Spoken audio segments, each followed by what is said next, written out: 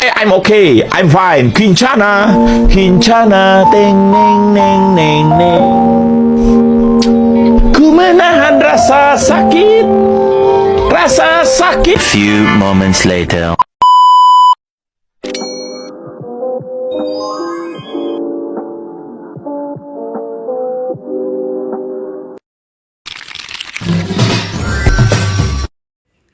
Hai, oke teman-teman, di video kali ini saya akan menjelaskan tentang mata kuliah saya, yaitu profesi dan kompetensi keguruan dengan dosen pengampu Ibu Diah Rahmawati MPD. Dengan saya, nama Leonitri Anissa, kelas Matematika 3, dengan NIM 230611100069. Nah, di materi pertama kita akan membahas tentang konsep dasar profesi keguruan. Guru adalah orang dewasa secara sadar yang bertanggung jawab dalam mendidik, mengajar, dan membimbing peserta didik.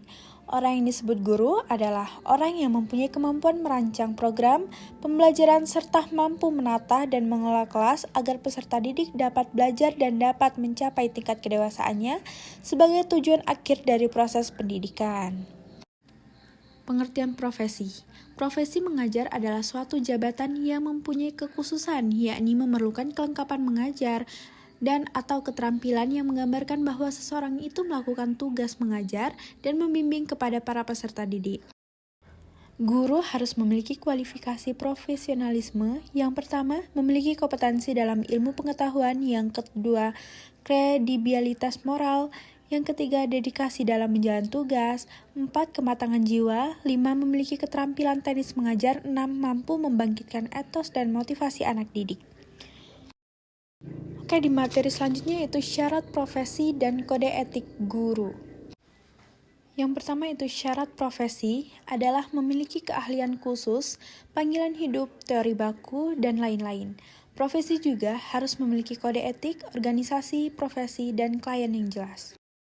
Syarat-syarat profesi itu ada 9. 1. Memiliki keahlian khusus keilmuan atau keterampilan tertentu. 2. Memiliki teori-teori baku. 3. Memiliki standar untuk kerja yang baku. 4. Memiliki lembaga pendidikan. 5. Memiliki kode etik.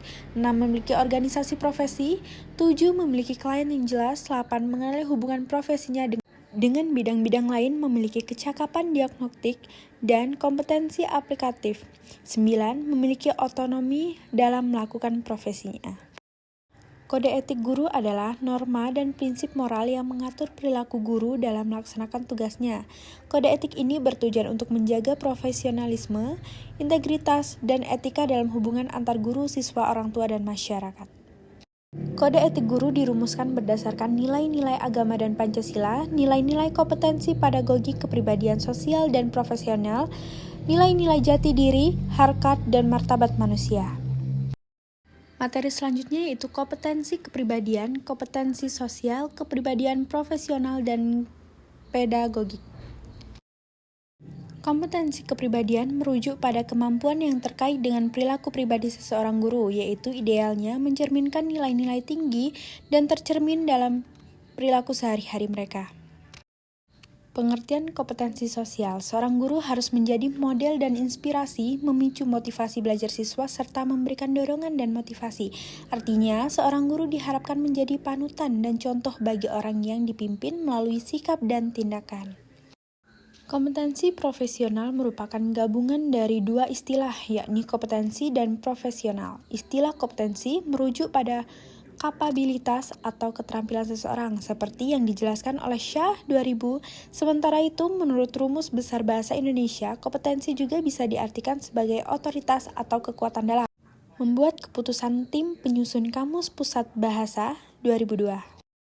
Pengertian kompetensi pedagogik. Menurut Mulyasa 2015 dalam Standar Nasional Pendidikan, menjelaskan pasal 28 ayat 3 butir A, menjelaskan bahwa kompetensi pedagogik adalah kemampuan dalam mengelola pembelajaran siswa yang mencakup pemahaman terhadap siswa, perencanaan dan pelaksanaan pembelajaran, evaluasi hasil belajar, dan pengembangan siswa untuk mengaktualisasi sebagai potensi yang mereka miliki.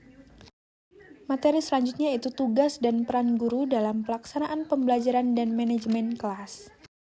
Selanjutnya yaitu tugas dan peran guru dalam pelaksanaan pembelajaran dan manajemen kelas. Tugas pendidik menurut A.G. Sujono dalam bukunya Ahmad Tafsir Safiti 2019 mengatakan yang pertama yaitu wajib menemukan pembawaan yang ada pada anak-anak didik dengan berbagai cara sebagai observasi, wawancara, melalui pergaulan angket dan sebagai perusahaan menolong anak didik mengembangkan pembawaan yang baik dan menekankan perkembangan membawa yang buruk agar tidak berkembang.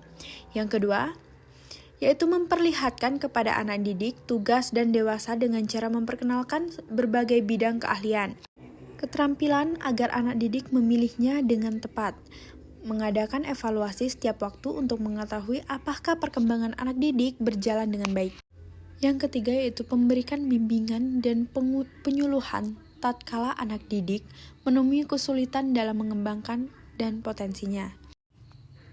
Berikut adalah beberapa peranan guru dalam proses pembelajaran. Guru sebagai pendidik, pengajar, pembimbing, pimpinan, pengelola pembelajaran, model teladan, administrator, penasehat, pendorong kreativitas.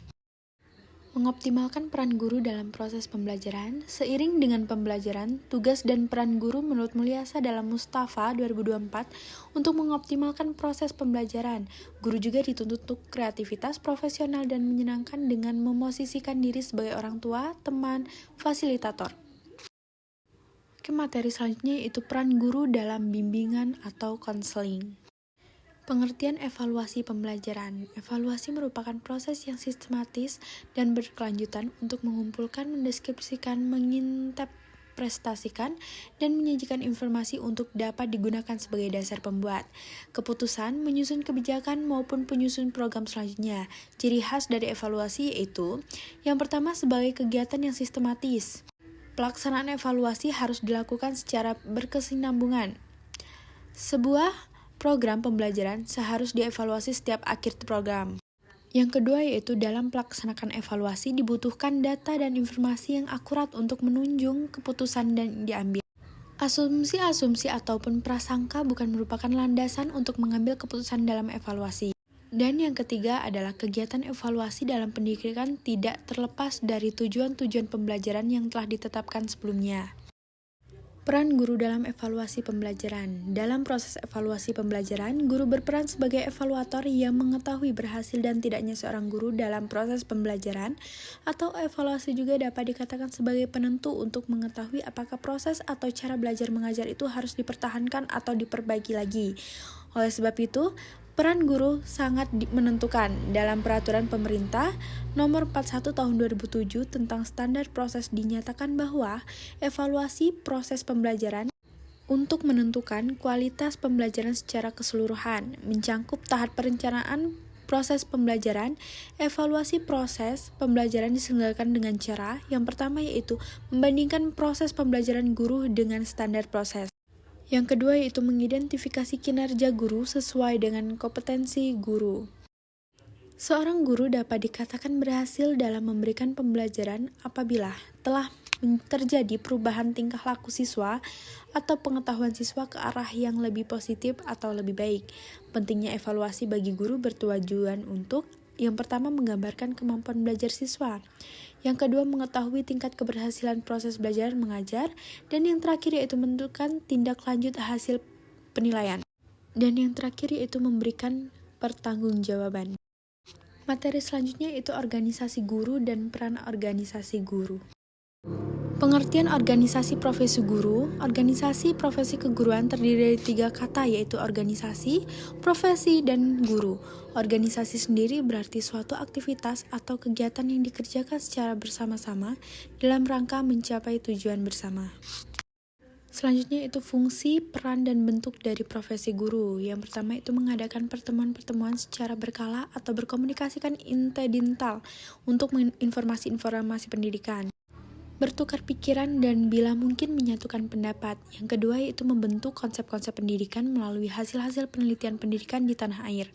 Yang ketiga yaitu memperjuangkan hak-hak pendidik sebagai penjabat profesional. Yang terakhir meningkatkan kesejahteraan pendidik agar bisa berpenghasilan.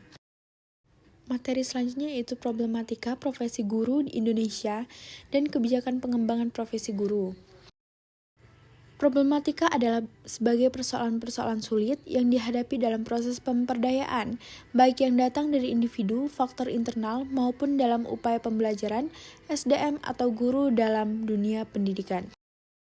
Problem guru itu ada dua. Yang pertama problem internal, yaitu menguasai bahan atau materi. 2. Mencintai profesi keguruan. 3. Keterampilan mengajar. 4. Menilai hasil belajar siswa. Yang kedua itu problem eksternal. Yang pertama, volume upah kerja yang dapat memenuhi kebutuhan. Yang kedua, suasana kerja yang menggairah atau iklim. Yang ketiga, pemahaman sikap dan pengertian di kalangan pekerja. Yang terakhir yaitu sikap jujur dan dapat dipercaya dari kalangan pemimpin terwujud dalam kenyataan. Upaya sebagai solusi dalam menghadapi problematika guru yang pertama meluruskan paradigma guru dan menata ulang berbagai aspek pendidikan. Yang kedua, dalam diri guru harus ditanamkan sikap tanggung jawab yang tinggi terhadap tugasnya. Yang ketiga yaitu dalam rangka penyiapan profesionalisme guru yang mampu mengangkat kompetensi guru diperlukan kerjasama dari berbagai pihak, utamanya pemimpin lembaga pendidikan sebagai membuat kebijakan di sekolah. Yang terakhir yaitu pemimpin hendaknya memiliki strategi yang efektif dan efisien dalam mewujudkan guru yang profesional tersebut, sehingga visi, misi, dan target pendidikan yang berlangsung dalam lembaga yang dipimpin dapat dicapai. Materi selanjutnya yaitu guru profesional dalam perspektif Islam. Guru profesional adalah seorang yang mempunyai keahlian atau kemampuan khusus membimbing, membina peserta didik, baik dari segi intelektual, spiritual, maupun emosional.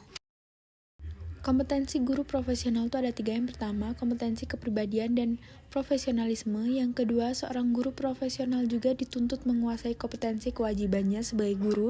Dan yang terakhir yaitu kemampuan sosial. Profesionalisme guru dalam perspektif Islam. Dari segi analisis terhadap sejumlah literatur, secara umum profesionalisme guru sebagai pendidik Islam adalah bertakwa, berilmu pengetahuan luas, berlaku adil, berwibawa, ikhlas, mempunyai tujuan yang rabani, mampu merencanakan dan melaksanakan evaluasi pendidikan, dan yang terakhir yaitu menguasai bidang yang ditekun.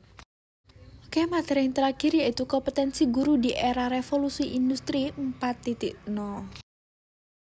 Kompetensi guru merupakan kemampuan dalam mendidik secara profesional yang mencakup 4 aspek utama. Yang pertama, kompetensi pedagogik, profesional, kepribadian, dan sosial.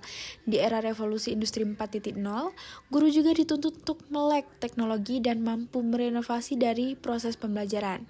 Penguasa teknologi tidak hanya membantu meningkatkan kualitas mengajar dan terus juga membuat pembelajaran lebih menarik dan relevan. Tantangan guru di era 4.0. Kompetensi utama guru di era 4.0 yang pertama berpikir kritis dan pemecahan masalah, yang kedua komunikasi dan kolaborasi, yang ketiga teknologi informasi dan komunikasi, 4 pembelajaran kontekstual, 5 literasi informasi dan media, 6 kreativitas dan inovasi. Upaya guru di era 4.0 mampu membimbing siswa berpikir kritis, membangun komunikasi dan kerjasama yang baik, mengajar dengan cara kreativitas dan inovatif. 4. Memanfaatkan TIK dalam pembelajaran, mengaitkan materi dengan kehidupan nyata, dan yang terakhir menyaring dan mengajarkan informasi atau media secara bijak. Mungkin itu saja penjelasan dari saya. Saya ucapkan terima kasih kepada teman-teman yang udah mau menonton. Saya akhiri, wassalamualaikum warahmatullahi wabarakatuh.